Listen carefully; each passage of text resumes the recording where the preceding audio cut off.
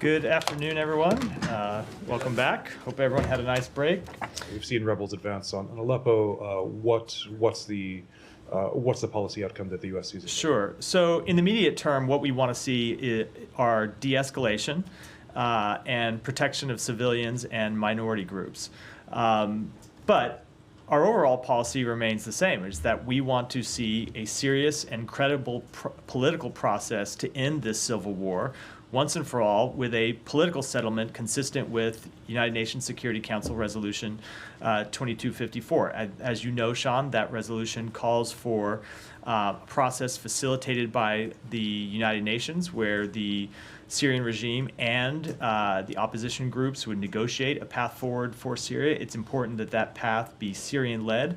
And that have a process that ultimately leads towards elections. That's what we want to see over the long term, but in the short term, we want to see a de-escalation of the situation and protection of civilians. And what policy levers should Assad stay? Is the U.S. basically tacitly accepting that he's the least worst option? So look, nothing has changed with respect to our policy. Assad is a brutal dictator with blood on his hands, the blood of innocent civilians inside Syria, blood of his own people on his hands.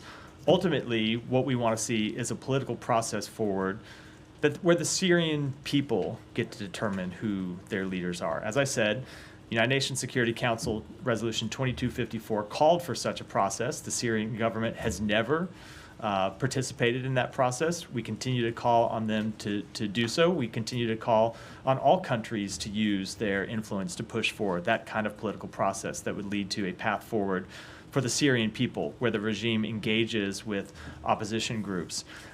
We also believe it would be helpful if Russia and Iran stopped their destabilizing influence inside Syria. We have seen them continue to destabilize the situation going back more than a decade now, continue to play a role that is unhelpful not just to the Syrian people, but to the broader region.